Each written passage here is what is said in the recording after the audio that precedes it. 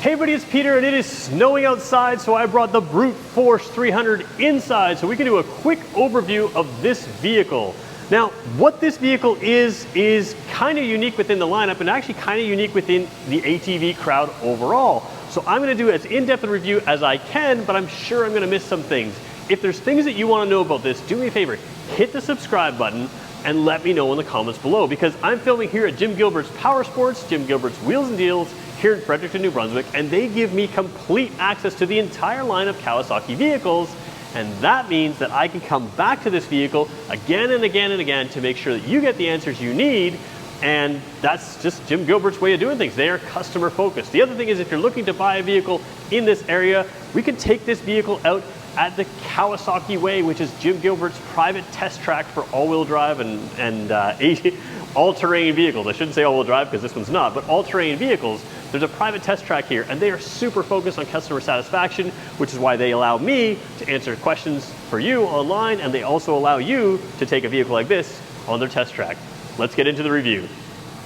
So one of the things that makes the Brute Force 300 so much fun is its compact size. Now, a lot of people see this next to the 750 and say, oh, this is like a child's version, but no, there are children's versions of ATVs that isn't this. This is a full-size ATV in a more compact class, and that does a whole bunch of things for you. I'm a 6-footer. I fit on this just fine. It's very comfortable for me. It's a perfect single-person type unit. It's not a two-person vehicle in any way, but it's really good. And the biggest thing is, it brings us back to the time when this class of vehicle, ATVs in general, started to gain their popularity.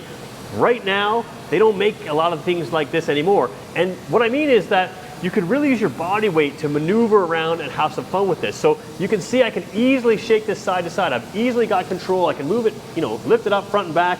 I can really make a difference on where the weight is on this vehicle, and that makes a more engaged riding experience. And to be blunt, this is more fun than a bigger unit. The other thing with this is it is not a 4x4. It is a rear-wheel drive unit. And you can see when you take a look at the wheels in a second, there's a larger rear wheel footprint and a narrower front wheel footprint. So they are different kinds of wheels. They give you sort of a square wheel and a rounded wheel. Rounded wheel are good for steering. Square wheel gives you that grip. We're going to take a look at the back and talk about some things that really give you that extra grip. But overall, this thing's all about fun. It's simple. There's not a whole lot of complication. We're going to show you the controls, but it makes it really easy for anybody to ride. Let's start by taking a look at the back end and show you a couple of unique things out there. Taking a look at the rear of this vehicle kind of brings you back to, like I said, when ATVs first gained their popularity. You've got a single axle here, no independent suspension or anything like that. But what that means is your rear differential is always locked. That gives you great all-wheel drive type traction, even though it's just a rear-wheel drive vehicle. The other thing you're going to notice is a lot of space in here. First of all, departure angle is absolutely crazy. It's very good. But with having that space and a single shock in the middle, all of the weight is way forward, which means it's all centralized, and that centralized weight makes it easier for, again, you to use your body weight to maneuver this thing around and to really gain control and have some fun. So you'll also notice it has a trailer hitch capability there. You can take a small yard trailer around your yard to do some yard work. You can use this to do the work that you need to do. Solid brakes in there. Simple stuff to have. The exhaust is set up high, so when you really go off-road in the trails, if you get to wet areas, everything else is sort of set up and out of the way. But just nice and simple. We'll turn it on for a second. The lights on the far outside, they are red, but they're going to look a little more yellowy to you. Hit the brakes here, and you can see you've got just attractive modern lights that work quite well. Even though this is a rear-wheel drive vehicle, you still get a lot of those sort of all-wheel drive things that you'd expect. Low range, high range, neutral, and reverse. So having that low range gearing really allows you to kind of take it further, go further off-road. This is a very, very capable vehicle. One other thing I want to point out is you have a little bit of a nice space in here to sort of store a beverage or store other things. Obviously, things can get wet. I don't know if you can see, but there's some leaves that come out there. There is some snow in this vehicle. It still has some draining here, so if something was to get wet in here, it'll still drain out the bottom. Just a nice little practical storage area. There's another storage area that I want to show you right now. This storage area out front is just really practical in my mind. It's super simple to get to. Just pull 2 tabs. You can see we've got our owner's manual and other things in here. There's a couple drips of water in here. That's from my fingers dripping in here when I was in here a little earlier. But this is relatively waterproof, certainly weather resistant and weatherproof because of this gasket along here. This is a soft gasket, meets up with the inner side here. So the overall design is to keep the rain and the weather out. I don't know if you swamp it if it's going to be perfect, but it's certainly something where you can put your snacks in, put those things in that you need to keep safe, and nice and sort of sealed in here. It works really well. And again, you can see here, closing it is super simple. Just pull those tabs out, and rubber tabs, simple, nothing fancy to really break or anything, just simple rubber tabs. Let's talk about the racks on this bike. So the racks front and rear this is not going to be your main cargo carrying heavy duty type unit. It's rated to hold 44 pounds up here, 66 pounds on the rack on the rear. But there's still a lot of practicality. You can add accessories here, all kinds of hard cases and other types of things. But I think with a unit like this, they kind of recognize this is a value priced unit. So they give you some value priced options. You'll notice little tabs on here. Let me just see if you can see them on your, yeah, of course you can. Little tabs here. They are all the way around front and back of the front rack and the rear rack. And that means you can just get something as simple as a bungee net or something like that. You can clip around these type of things and carry what you need without having to go to the expensive system of getting fancy luggage here. You can just kind of take what you need front and rear. And I think that works perfectly. I want to show you the front angle here. If I don't start it up but just turn it to on, the headlights have a little light down here, sort of as like a daytime running light if your headlight was to go out kind of thing. The actual headlight is not on, so it can't show you really how bright they are, but they are halogen lights. And the nice thing about that is a day like today where it's snowing like crazy outside right now, this allows you to have some extra heat compared to an LED light that gives you the ability to melt that snow that could build up here if you're driving out. And again, they're good lights that give you good, nice bright spread when the vehicle's on. I'm not going to start it up because we are inside right now, but good modern looking headlights that still have that heat from the halogen type style. And the other thing that sort of is hard to show on camera that I really like is this is just a nice looking unit when you come up against it. It really doesn't show on camera because this white paint with this sort of this black plastic doesn't film well, but there's some details in here. The Kawasaki logo, the detailing in here, the crash bar on the front that kind of comes into the rack. You've got some quality stuff. I'm pretty sure you can put a winch in here. I've never seen one, and to be honest, I'm not sure that you would need one because as you can see, you can really maneuver this around just with a couple guys. So you don't have to, worry that you're going to be so stuck you can't move it around. It's lightweight enough that sometimes you can just shift the weight enough to get yourself unstuck anyways. And there are attachment points if someone else had to winch you out or if you had to winch yourself out. We mentioned those wheels up front are narrow and rounded. That makes the steering nice and light and easy. Even though there's no power steering on this vehicle, it's not hard to steer. And the rear wheels are sort of wider and squarer. Let's take a look at the side here and work our way to the controls.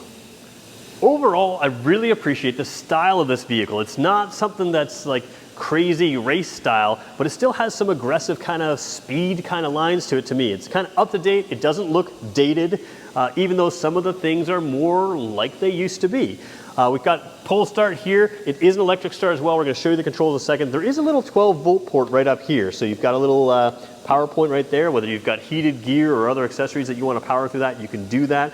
Obviously down here, it's not just a plastic foot peg. You've got a good steel foot peg in amongst the plastic footwells.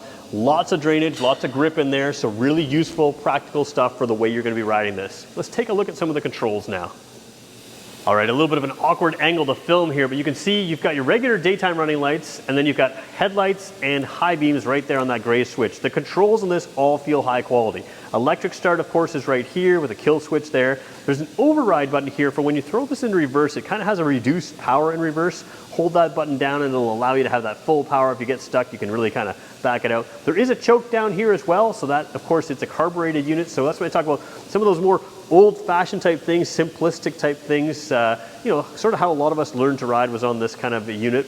So you do still have a choke there. And what I really like is this parking brake lever. When it's on, it kind of blocks your access to the controls. I mean, you could get there if you had to, but it's kind of hard to do. So it's really clear when it's on, really clear when it's off for that parking brake. Super simple stuff. Let's take one look at the dash here, which is also simple, but gives you the information you need. The dash is pretty simple. The key itself moves with this dash when you turn the handlebars. So we'll turn it to the on position there. You've got neutral light, reverse light. I don't know if you saw when you turned on there, but you have temperature gauge over here, fuel gauge over there. And when it turned on, it had a triple digit speedometer. Now, I don't know if this thing will go 100 kilometers an hour, but I will tell you it's not underpowered. 300cc single engine in this is plenty to move a fairly lightweight vehicle. Just basic controls, clock in there as well. What you need, nothing you don't. I don't know if I point out headlight, high beam light there, low range gearing light right there. So again, all the stuff you need, nothing you don't, makes it super simple to ride. So one of the most important things I like to talk about is who is this for? Who is it aimed at? Well, if you are a hardcore mudder and need to go off-road the entire time, this probably isn't for you. And I'm talking off-road, getting stuck in the mud kind of thing. But if you're a trail rider, use it around your property, someone who wants to get fairly off-road, not afraid to get a little bit stuck with the big guys and, you know, get yourself unstuck, this thing is amazing. Again, that lighter weight, the ability to kind of control that whole unit, side to side, up and down, to move your body weight around and have some control makes it a more engaging ride. It's a great first ATV. It's also a great secondary ATV. If you already have another ATV sitting in your fleet and you want to add something that anybody can ride, that's super simple, there's not a whole lot of complicated controls that you're trying to figure out while you're riding, you just get in and go.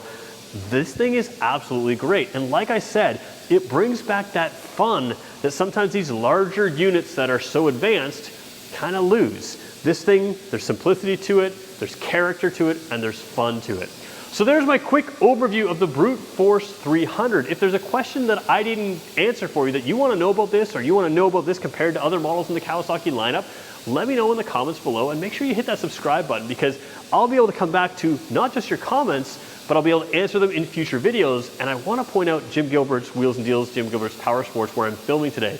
They are the ones that give me access to this, but if you're looking to buy a unit like this, they're absolutely incredible. They are the #1 volume Kawasaki dealer in the country, and they also have what's called Kawasaki Way out there, which is a private off-road test track. So you can sit there on this unit, take it out, see what it's like on those trails, see what it's like in the off-road environment that you're gonna ride it in. And that's because this dealer is absolutely focused on customer service. They're giving me access to make sure I can answer your questions before you even show up here. Even if you're never gonna show up here, that's where they do it for you. And also if you come here, it's absolutely amazing. They're known as Canada's huggable car dealer, and they're that way for a reason. They really focus on you. So there you go, there's your review. Thanks everybody for watching.